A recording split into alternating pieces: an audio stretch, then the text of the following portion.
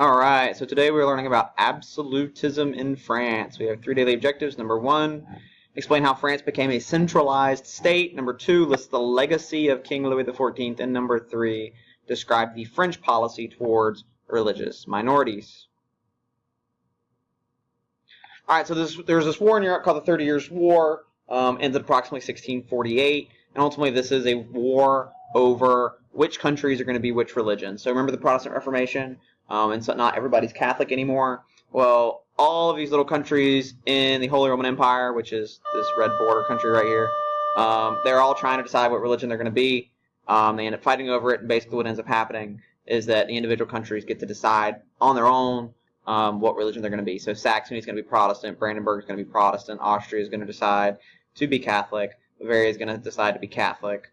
All the other countries in Europe got involved with this. It's a long war, but it does end in 1648.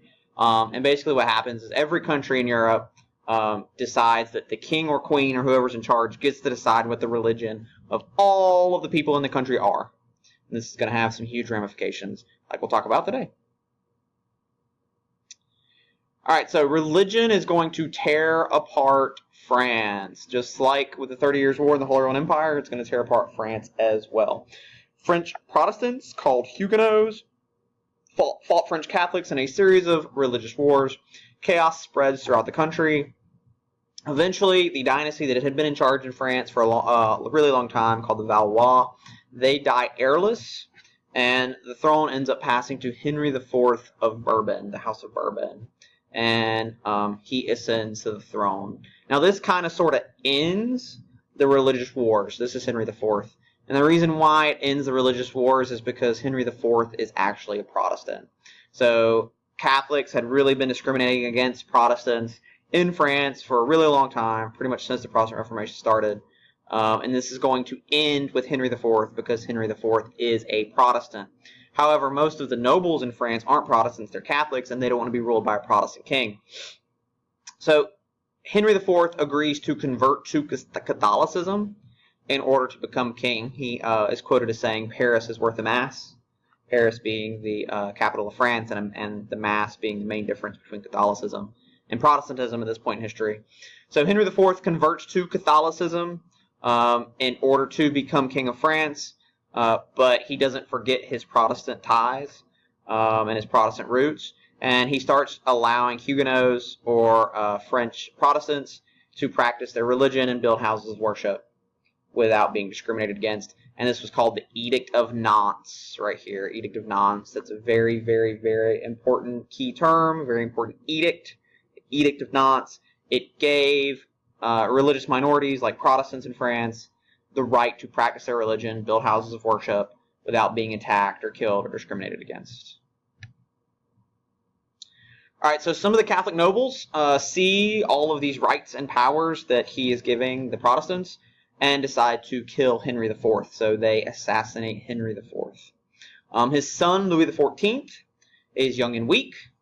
And there's this guy named Cardinal Richelieu. This is Cardinal Richelieu, who had actually been a top-level advisor under Henry IV. He is going to lead the raising and education of Louis XIV. So this is a cardinal, so realize he's really high up in the Catholic Church. So a very, very important person in the Catholic Church, Cardinal Richelieu, the guy on the right, is leading the education of Louis XIV. So you should obviously know that Louis XIV is going to be a staunch Catholic because of this. So Richelieu does a bunch of things while Louis XIV is just a young little boy. He orders all of the nobles to tear down their castles. Why? You'll see a little bit later, but basically it's because this way the king and the central government can enforce their rules and laws on the nobles. He's going to prevent the construction of walls around Huguenot cities, which is going to basically leave Protestants defenseless in France in the event the Catholics want to come knocking. And it gave bourgeoisie. These are people who did not get rich because they inherited it. These are people who, mostly traders, people who've traded with the colonies, people who have traded and made themselves rich because of their smarts and their strength and their own ingenuity. It's going to start giving them government offices instead of nobles. So the smartest and the brightest are going to be the people working in government instead of just the people who happen to be the son of other people. Cardinal Richelieu is going to plot against the Habsburgs, which are the most powerful dynasty in Europe at this point. They are also the rulers of Spain as well as the Holy Roman Empire at this point in history. And again, this is a card over to show you. So Louis XIV eventually comes of age. He greatly benefited from the work of Cardinal Richelieu. And when Richelieu died, he was replaced by a cardinal by the name of Cardinal Mazarin. So Louis XIV is keeping high-level Catholic officials close to him as advisors, as people he seeks knowledge from. Mazarin and Louis XIV successfully ended the 30 Years' War to France's benefit. France actually gets a lot of land out of the 30 Years' War. They continue to weaken the powers of the nobles by replacing them with bourgeoisie. This is known as the intendant system. I wouldn't worry about that so much, but you do need to know what bourgeoisie are, and you do need to know that they are being replaced. The nobles are being replaced with bourgeoisie in France. In an effort to grow the power of France, Louis XIV is going to appoint this guy named Jean Colbert as Minister of Finance. Colbert believes in this thing called mercantilism. Let's talk about mercantilism. So in mercantilism, we talked about mercantilism a little bit before, but basically you have a mother country and a colony. The colony produces raw materials, gold, silver, fur, lumber, tobacco, cotton, all those kinds of things, which it sends to the mother countries. The mother countries turn those things into manufactured goods, clothing, guns, machines, that kind of thing, and then sells them for high prices back to colonies. And if you remember, when we talked about this, we talked about how ultimately this all rests and relies on slave labor. So slave labor is the key ingredient in mercantilism. Jean Colbert is going to take this a step further by introducing subsidies and tariffs. So a subsidy is when the government gives money to a local company. So if the state of North Carolina gave money to Walmart just for being in North Carolina, that would be a subsidy. A tariff is a special tax on foreign goods. So when Donald Trump put a tariff on Chinese steel coming to the United States, that means Chinese steel was more expensive. It made it more expensive, which means American steel companies are going to be more competitive. So more people in the United States are going to buy American steel than Chinese steel because American steel is cheaper. Colbert is also going to encourage resettlement of citizens into French colonies where they can produce raw materials. So they're really pushing people, go live in the colonies, produce for France, you can sell it to us, you can get rich, we'll sell stuff back to you, life will be great.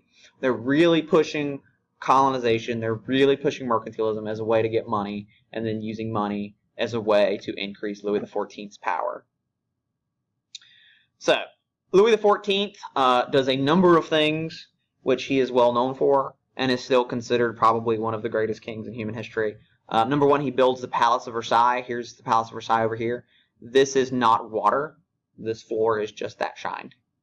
So he builds the Palace of Versailles, and he forces the nobles to live with him there and do whatever he says. So the nobles aren't on their estates or in their palaces plotting against him. No, they're all in Versailles doing everything he tells them to do. This decreased the power of the nobles and further increased the power of the bourgeoisie, because he's also got the bourgeoisie there, and he's literally walking around with the bourgeoisie, talking to the bourgeoisie, making decisions with the bourgeoisie in front of the nobles, who are just kind of being forced to bow and bring him food and stuff. He hugely supports the arts in an effort to develop and expand French culture. He is successful at this. France kind of becomes the center of Europe, and therefore the center of the world at this point in history. Everybody wants to be French. Art becomes about glorifying the Sun King. Louis XIV is known as the Sun King because, according to the French and according to Louis XIV, all power comes from the sun, which is true. All energy does come from the sun. But on Earth, all power comes from the king, Louis XIV. So they're making a metaphor here that Louis XIV is the sun. Because of this huge investment in arts and culture, French actually becomes the lingua franca of Europe. So nowadays, most people speak English, especially most wealthy people. Regardless of what country you live in, you can live in China and you can speak English. You can live in France or Germany. And the wealthiest people, the people who are really making decisions, they all speak English. At this point in history, everybody's learning French because the French are kind of like the biggest, most powerful country in the world. Let's talk about some of his legacy. So using all this money he's making from mercantilism, he's going to lead lots and lots of wars to expand France's boundaries. Some of these are successful, but generally speaking, he didn't get that much land out of it, and it also leads to lots and lots of debt. In an effort to repay the debt, taxes were increased among the people, which makes people unhappy. His grand expenditures did leave France as the cultural and military center of Europe, and for a time, France the most powerful state in the world, which is a big deal. Then finally, we have the Edict of Fontainebleau. So the Edict of Fontainebleau reverses the Edict of Nantes. So remember the Edict of Nantes, under Henry IV, Louis XIV's father, gave Protestants the right to practice their own religion. Edict of Fontainebleau is going to reverse that and say, nope, you can't be Protestant. That's against the rules. Everybody has to be a good Catholic. Here's a big kind of zoomed out painting of Versailles during the time period, which is kind of cool. Take a few minutes, answer your 3 daily objectives.